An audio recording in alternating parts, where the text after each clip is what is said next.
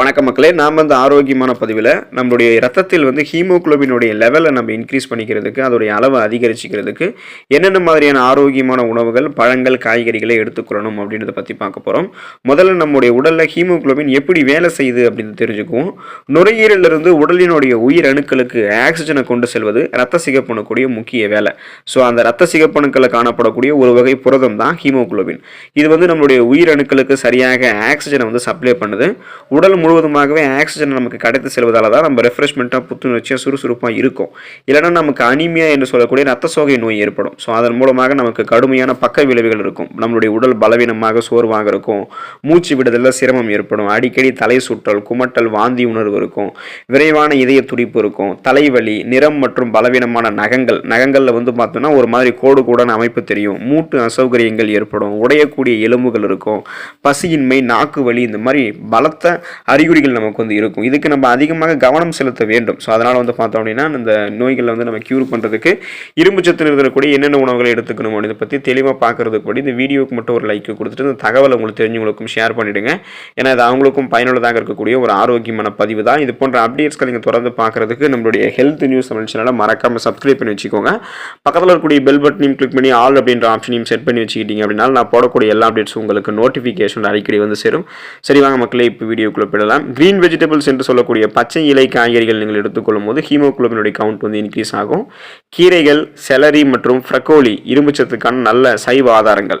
இவை ஹீமோகுளோபினுடைய அளவை வந்து அதிகரிக்கிறது. பச்சை கீரையில் வந்து ஆக்சாலிக் அமிலம் இருக்கிறதால சமைத்த கீரையை சாப்பிடுவது சிறந்தது. இது இரும்புச்சத்தை உடலில் வந்து உறிஞ்சுவதற்கு நமக்கு வந்து ஹெல்ப் பண்ணும்.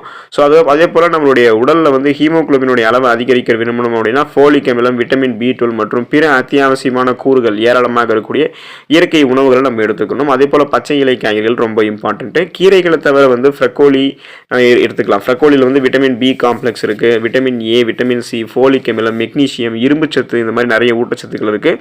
ஸோ கிரீன் வெஜிடபிள்ஸ் என்று சொல்லக்கூடிய பச்சை இலை காய்கறிகள் ரொம்ப ரொம்ப இம்பார்ட்டன்ட். கீரைகள் வந்து வாரத்தில் ஒரு தடவை சுழற்சி அடிப்படையில் எடுத்துக்கிறது, காய்கறி சூப்பில் எடுத்துக்கொள்ளும் போது நமக்கு பிளட்டில் வந்து சுகரோடைய அளவு வந்து எல்லாம் கண்ட்ரோல் ஆகிட்டு நம்மளுடைய பிளட்டில் வந்து ஹீமோகுளோபினுடைய அளவு வந்து நமக்கு இன்க்ரீஸ் ஆகும். பீட்ரூட் எடுத்துக்கொள்ளும் போது ஹீமோகுளோபினுடைய லெவலை இன்க்ரீஸ் பண்ணிக்கலாம். பீட்ரூட் வந்து தாமிரம், பாஸ்பரஸ், இரும்பு, மெக்னீஷியம் போன்ற இயற்கையாக கிடைக்கக்கூடிய தாதுக்களுக்கு பெயர் போனது. விட்டமின் சத்துக்கள் அதிகமாக இருக்கக்கூடிய ஒரு இயற்கை மூலம். ஸோ இந்த பீட்ரூட் வந்து பார்த்தோம்னா எடுத்துக்கொள்ளும் போது ஊட்டச்சத்துக்களால் நமக்கு ஹீமோகுளோபினுடைய லெவல் வந்து இன்க்ரீஸ் ஆகும். பீட்ரூட் வந்து ரத்த அளவுகள் மற்றும் ரத்த சிகப்பணுக்களினுடைய மீளுருவாக்கத்திற்கு ஹெல்ப் பண்ணுது. இது நம்ம சமைத்தும் சாப்பிடலாம், பச்சையாக சாப்பிடலாம், ஜூஸாகவும் எடுத்துக்கலாம். ஆனால் மருத்துவ குறிப்பின்படி நம்ம எந்த ஒரு உணவுமே சமைத்து எடுத்துக்கொள்ளும் போது ஊட்டச்சத்து விரைவாக கிடைக்காம ஆரம்பிக்கும். அதனால் பீட்ரூட்டையும் வாரத்தில் 2 தடவை சமைத்து சாப்பிடுங்க. வாரத்தில் ஒரு தடவை ஜூஸாக எடுத்துக்கொள்ளுங்க, அதுவே போதுமானது. இந்த மாதிரி பண்ணும்போது உங்களுக்கு ஹீமோகுளோபினுடைய கவுண்ட் வந்து ரத்தத்தில் இன்க்ரீஸ் ஆகும். முருங்கைக்கீரை எடுத்துக்கொள்ளும் போது ஹீமோகுளோபினுடைய கவுண்ட்டை இன்க்ரீஸ் பண்ணிக்கலாம். முருங்கைக்கீரையில் ஊட்டச்சத்து மதிப்பு மிகவும் அதிகமாக இருக்கிறதால ஸோ கேரட்டு, ஆரஞ்சு மற்றும் பால் போன்றவற்றில் வந்து பார்த்தோம்னா இது நீங்கள் அது கூடவே வந்து முருங்கைக்கீரை எடுத்துக்கலாம். முருங்கைக்கீரையில் தாமிரம், மெக்னீஷியம், இரும்புச்சத்து, துத்தநாகம், விட்டமின் சத்துக்கள்லாம் இருக்குது. முருங்கைக்கீரையை பொடியாக நறுக்கி எப்படி வேணால் நம்ம எடுத்துக்கலாம். அதாவது முருங்கை பொடி, முருங்கை கீரை, இது மாதிரி எப்படி வேணால் எடுத்துக்கலாம். இது வந்து நம்மளுடைய பிளட்டில் வந்து ரத்த சிகப்பணுக்களில் வந்து பார்த்தோம்னா இன்க்ரீஸ் பண்ணி அந்த ஹீமோகுளோபினுடைய லெவலில் இன்க்ரீஸ் ஆகிறதுக்கு ஹெல்ப் பண்ணுது. திராட்சை, பேரிச்சம்பழம் மற்றும் அத்திப்பழங்களை எடுத்துக்கலாம். அத்திப்பழத்தில் இரும்புச்சத்து, மெக்னீஷியம், விட்டமின் A மற்றும் ஃபோலேட், இந்த மாதிரி நிறைய ஊட்டச்சத்துக்கள் இருக்குது. ஹீமோகுளோபினுடைய லெவலை இது இன்க்ரீஸ் பண்ணும். பேரிச்சம்பழம் வந்து வளமான லெவலில் இரும்புச்சத்து கொண்டு இருக்கிறதால உடனே நமக்கு வந்து இரும்புச்சத்து பற்றாக்குறையை நீக்கக்கூடியது பேரிச்சம்பழம் தான்.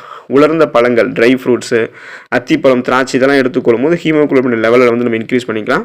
ஸோ ஹீமோகுளோபினுடைய அளவு அதிகரிக்கிறதுக்கு தூங்க போகிறதுக்கு முன்னாடி வாரத்திற்கு 2 முறை அத்திப்பழம் ஜூஸ்லாம் நம்ம குடித்தோம்னா ஹீமோகுளோபினுடைய கவுண்ட் வந்து இன்க்ரீஸ் பண்ணிக்கலாம்.